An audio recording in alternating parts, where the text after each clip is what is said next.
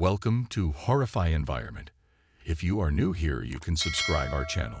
We upload daily horror videos.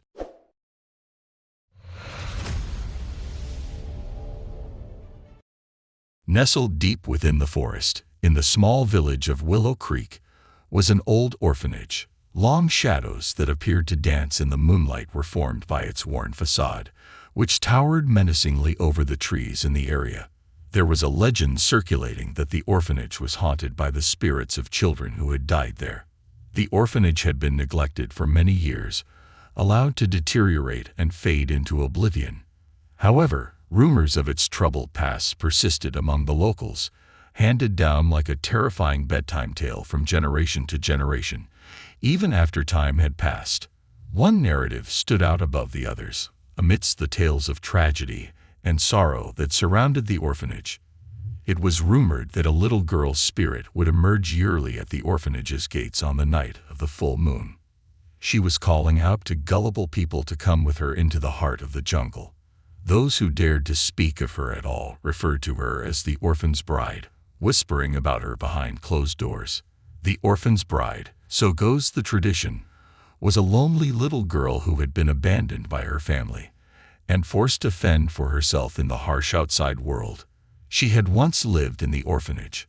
The girl had ventured into the forest one tragic night, desperate for love and company, and she was never to be seen again. Some said she had succumbed to the threats that waited in the shadows, while others said she had just disappeared without a trace, captured by a predator much eviler than any mortal. But no matter how she had died, one thing was for sure: the orphan's bride was back, and she wasn't by herself. An abandoned orphanage drew the attention of a young woman named Emily as the sun set on the night of the full moon. She had heard the tales of the orphan's bride, just like many others before her, but unlike them, she was not afraid of them.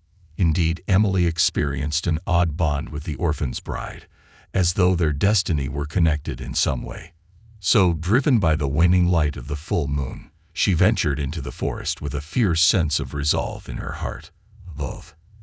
Emily could feel history bearing down on her like a smothering blanket as she got closer to the orphanage's gates. The smell of decay and hopelessness permeated the air, and the sound of her footfall reverberated hollowly against the collapsing walls. However, Emily ignored the unsettling aura around her, since she was focused only on solving the orphan's bride mystery and learning the truth about the legend that had captured so many people's hearts for so long. For so long, Emily had the impression that an unseen power was directing her every step as she moved deeper and deeper inside the orphanage. As soon as she stepped inside the building's doorway, she saw the orphan's bride in all of her spectral splendor. The girl's complexion was as pale as the moonlight that covered her with an ethereal radiance, and her eyes were lifeless, empty voids. She may have seemed unearthly, but there was a melancholy in her eyes that touched me, deep down in Emily's heart. The orphan's bride gestured for Emily to follow her without saying anything, and Emily complied without question. Moving deeper into the orphanage's tunnels, they did so together, their footsteps resonating through the deserted hallways like a dirge for the lost souls who had once called this place home. Emily couldn't get rid of the sensation that they were being watched as they meandered through the shadows, that shadowy eyes were keeping tabs on everything they did. Try though she may, she was unable to locate any evidence of the enigmatic that lingered just out of her line of vision.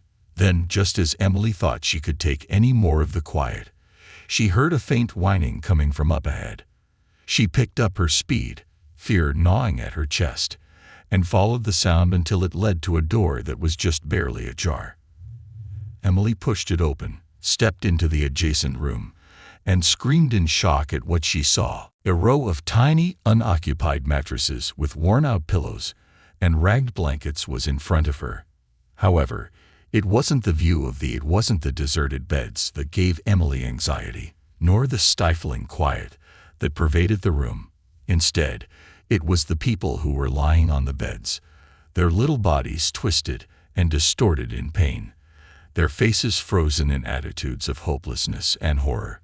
For these were the youngsters of the orphanage, the ones who had vanished without a trace back all those years, their spirits eternally imprisoned within the hallowed confines of this location. And the orphan's bride stood among them, her eyes full of sorrowful tears. Emily suddenly understood the meaning of the tradition and the reason the spectral figure had been haunting the abandoned orphanage's halls year after year. The orphan's bride was not a wicked ghost out to draw gullible people into the heart of the forest.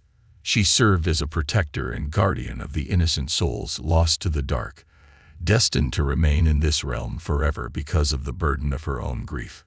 And Emily realized she had been selected for something much bigger than herself as she stood there among the restless ghosts of the orphanage. She swore to help the orphan's bride liberate the lost children's souls and, once and for all, bring peace to the orphanage's haunted corridors, her resolve burning in her heart. And though their journey would not be an easy one, filled with danger and despair at every turn, Emily knew that as long as she had the orphan's bride by her side, she would never be alone. Together, they would face the darkness head-on and emerge victorious in the end, their bond stronger than any force the world had ever known.